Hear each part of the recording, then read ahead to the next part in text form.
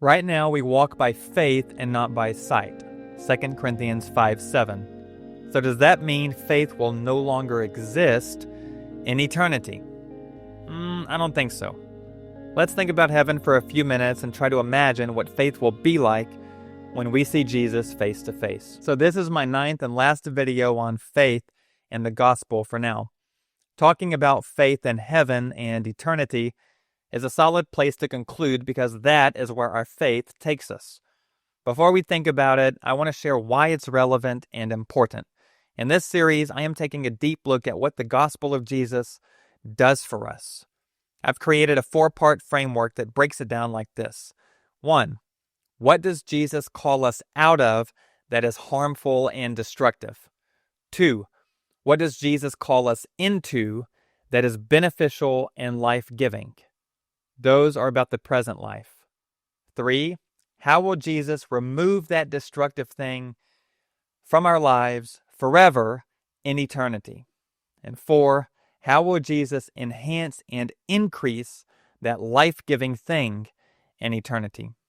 As it relates to our topic, Jesus calls us out of unbelief and into a life of faith. Unbelief is like poison in our soul that eats us from the inside out and leads us to stupidity and pain in our lives. Faith connects us with God and leads to wisdom, character, and fortitude, not to mention joy and peace. Now, it's easy to think we won't have or need faith when we enter eternity, but I don't think that's true. I think that would be like saying we don't need eyes or ears or lungs or feet in eternity. It's part of our humanity. We are persons with bodies. When we get to eternity, Jesus will give us new bodies. Exercising faith is part of our personhood. Trust is required for living, and trust is required for connecting with God. But trust will happen a little differently when we get there. Right now, faith looks like believing God will do for us and will give to us what we can't see: a new earth and new bodies. Even though it hasn't happened, we're confident He will do it. But when God wraps up this stage of history and when chapter 1 of eternity kickstarts, our faith will be sight. In 1 Corinthians chapter 13, verse 12, Paul wrote, "For now we see only a reflection as in a mirror. Then we shall see face to face. Now I know in part, but then I shall fully know, even as I am fully known." Right now, the distant shores are a bit foggy and mysterious. But when we step on sand, it will all be clear.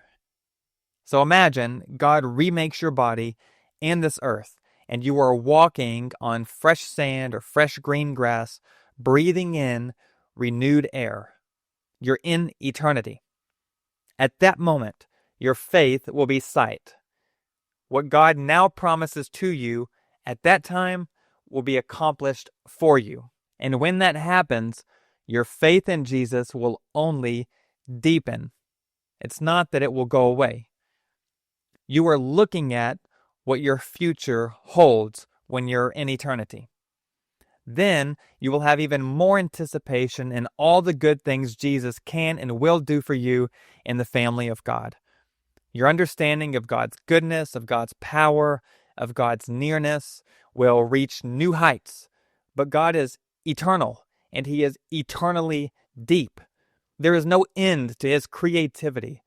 God will unfold something new each day, metaphorically speaking, in eternity that will fill you with awe and only continue to increase your faith. So faith will be sight, but your faith will reach new levels as God reveals new levels of His own greatness, of His own love, of His own power. At least that's how I see it at this point. I think I first came across this idea from N.T. Wright a decade ago, but I'm not certain. It makes sense to me, though, because Paul in 1 Corinthians chapter 13, verse 13 said, "And now these three remain, faith, hope, and love. But the greatest of these is love." It seems like faith and hope will remain in eternity, but they will look and feel a little differently than they do now. Well, I hope this was interesting for you. Perhaps it sparked new ideas in your own thinking about eternity. My name is Aaron Massey. I've been following Jesus and teaching the Bible for more than 15 years. If you did hear something useful, please like and subscribe and even share this video with a friend so that others can find biblical teaching just like this.